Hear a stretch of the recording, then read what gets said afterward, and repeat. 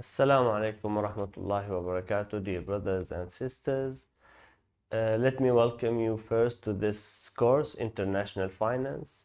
In today's class, number one, in part one, we will discuss the nature of MNCs, multinational corporations, and we will focus on the management or organizational structure of these MNCs, multinational corporations.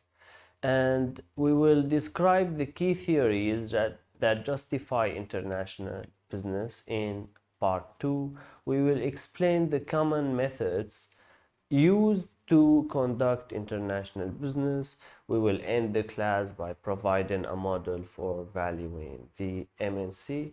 So let's begin with the first slide.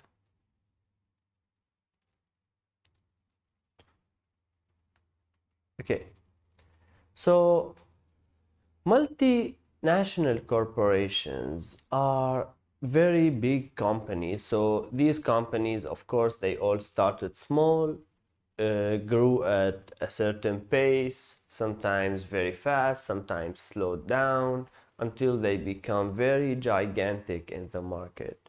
You know, we have so many examples in today's world.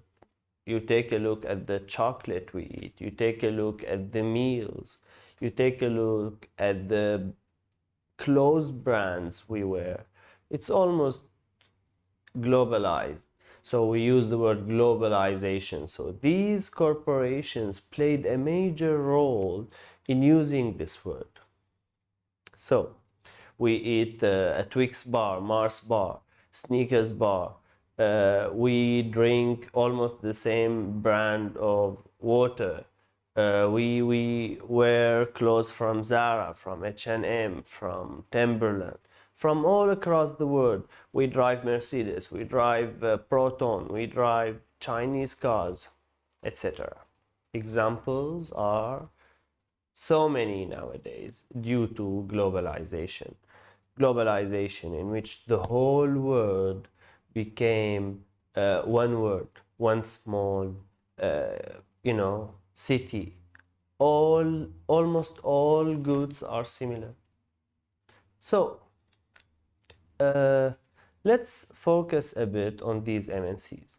So the managers of these MNCs are basically conducting international financial management. Not so they're still doing financial management, but on a different scale, on a very large scale.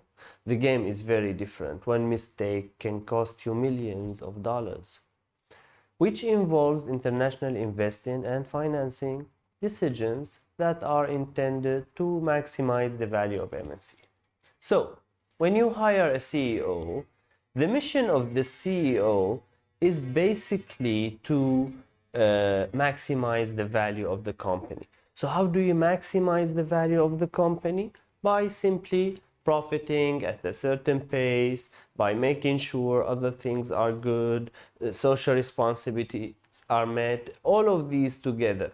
So, these managers are required and hired by the shareholders represented by BOD, Board of Directors, to work and do what's best for the shareholders of this corporation. Why am I emphasizing on this? Because in the next slide we will be discussing some very big problem in MNCs, which is agency theory. So managers are expected to make decisions that will maximize the stock price, reflecting on the company.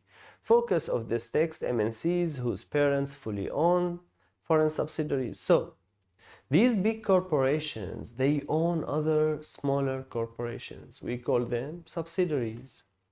And these subsidiaries are basically owned by what we call the mother company. Let's take an example, Al Rajihi Bank. They have a branch here in Malaysia, but the company, the profits of Rajihi Malaysia will basically go to Saudi Arabia, the home country of Al Rajihi. Similarly, we take Citibank. Citibank is from US, however, it has branches and subsidiaries all over the world. These subsidiaries reported profits shall basically be distributed to shareholders of the company and parent company shareholders. So let's continue. Okay, now we will shed some light on agency problem. So what's agency problem? Again, what's an agency contract? You hire me to teach you. That's an agency contract, okay? So you want to get some experience from me, and in exchange for that, you pay me some money we call agency fee. Okay, so similarly, shareholders hire CEOs to do that. However, sometimes there is some conflict of interest. What does that mean? My interest is to get more money. Your interest is to get more knowledge at a cheaper price, right? You pay me less, you get more. Uh, my goal is to get more, do less, maybe, right? So this is what we call conflict of interest, and it exists everywhere. It's not a problem to have it. However, when we discuss MNCs, it gets so big. So this agency problem can be very costly to be managed. Usually CEOs go after their bonuses, right? So I'm sure you've heard of bonuses of some CEOs. CEOs earn very high bonuses, sometimes 10 times their salary. Okay, so to earn this bonus, they must achieve some results, usually very good results. And to achieve these short term goals, such as increasing profits, sometimes you may not be taking care of the long term goals as well. Let's take an example. So let's say I am the CEO of UniKL.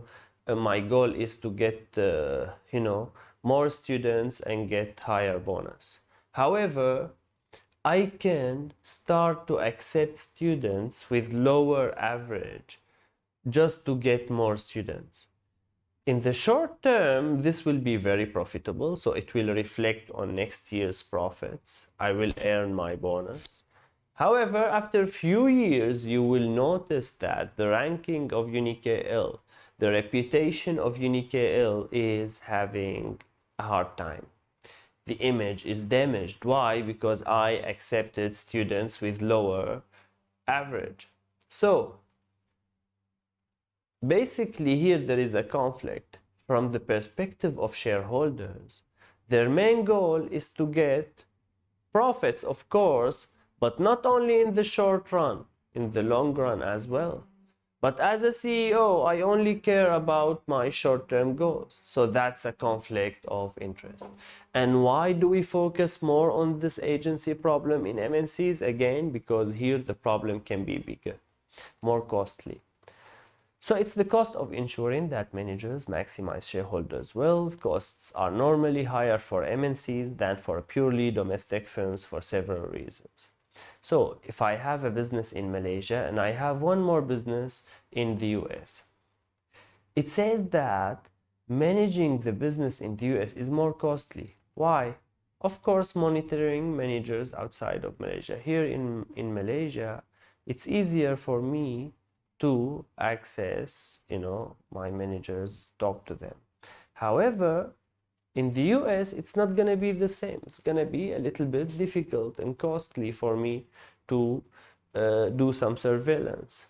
So, one more thing, foreign subsidiary managers raised in different cultures may not follow uniform goals.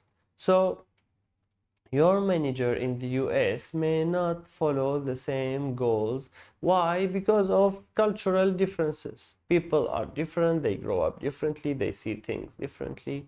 And maybe to hire someone from outside the country, it's also not very good because the people perception might be different.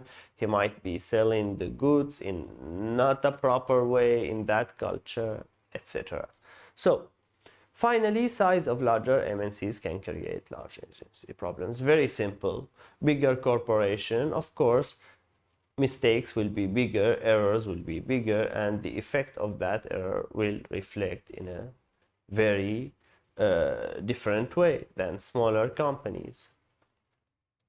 Okay, let's move to the next slide. Continue with agency problem. So parent control of agency problems. Parents should clearly communicate the goals for each subsidiary. So we have subsidiaries all over the world. These subsidiaries must learn our goals, the mother company. How do we do that? We can do that to ensure managers focus on maximizing the value of the subsidiary. We must find a way to convey the message from the mother company to the subsidiaries all across the world. Of course, that must be done to make sure that the goals are united. Corporate control of agency problems.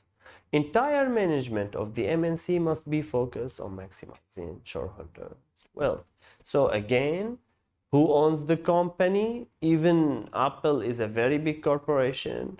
At the end of the day, there are owners. Who are these owners? We don't know the names, but they are called shareholders. Many people. Okay, these shareholders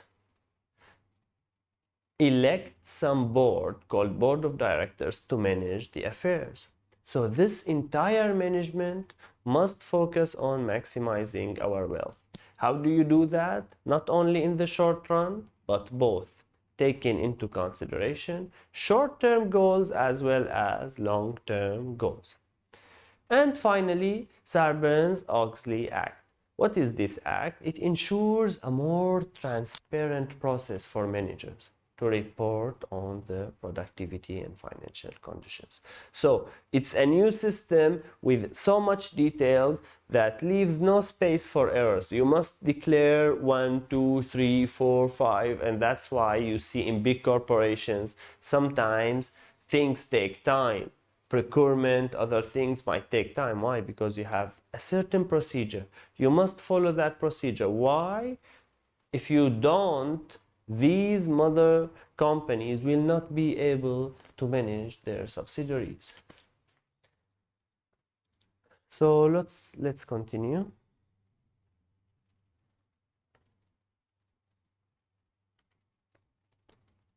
So how this SOX improve corporate governance of MNCs? So establishing a centralized database of information. So the mother company has a system to enter data, to search for sales, anything, any detail you might need in the company. The subsidiary must follow the same system. Okay, so there will be one system everyone is following, so database is unified and we can look for anything and we know from which subsidiary we got that detail. Ensuring that all data are reported consistently among subsidiaries. So the data must be distributed, channeled at the same time through a system, a transparent system to all subsidiaries.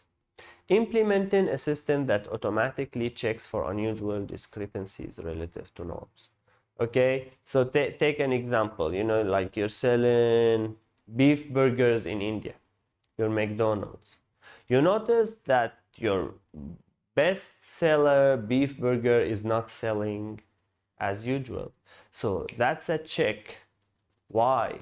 Why our number one product is not doing well? It must have some problem. Maybe it opposes to the norms of the people. You are selling beef in India. That's maybe even a crime. The consequences might be even worse. So norms again might play a big problem if not tackled well. Speeding the process by which all departments and subsidiaries have access to all the data they need. So, as I said earlier, these big corporations require more procedures. Why? To know who's doing wrong, who's doing right, to know who was responsible for what. Because if you don't do that, it's gonna be messy, it's gonna be a mess, and there is a higher chance for theft. People will deceive you, your employees will take advantage of you. So you must protect yourself. To protect yourself, you must have a very good system. However, this system must not be very complicated in which it slows you down. When it slows you down, it will affect your profitability. It will affect your efficiency. Efficiency will reflect on profitability, other components of the business. Finally, making executives more accountable for financial statements. So you must make sure that your CEOs, your other executives will be accounted for their financial results. The raise, etc., will not be taken on a shallow basis. Higher profits, higher bonus. No, it's gonna be higher profits, higher bonus, but the bonus may not be cash, may be stocks in the company, to make sure that you don't leave me early, to make sure that in 3 years you achieve the same goal. So sometimes the goal is not only short term, it's also short term, it's also long term. So you only get your bonus for 3 years if you did more than, let's say, 5% growth every year. So usually nowadays you go to MNCs, they have a set of rules in which they write these kind of contracts. It's very complicated. It's not a contract in which you just get a salary, 10,000 salary, done. No, it's very complicated. The bonus system, how will you be accounted? What kind of punishment would you be accounted for, etc.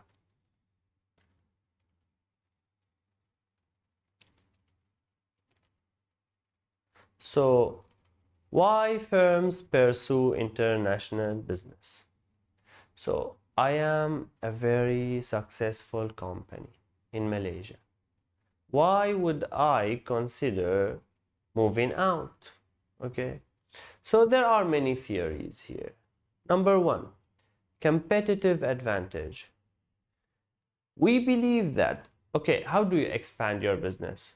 Usually people expand the business in two ways. Either they offer different products, they keep changing their product, or they specialize in one product but offer it to all the people around the world instead of only Malaysians, 30 million people. The demand will be higher when you sell it everywhere. To take an example, take Zara outlets, for example. Everywhere in the world, you go to a mall, you have a Zara outlet. However, they specialize in clothes. They don't sell food, etc. The other way to do it is by expanding the business through selling different products, maybe in the same country, maybe outside the country.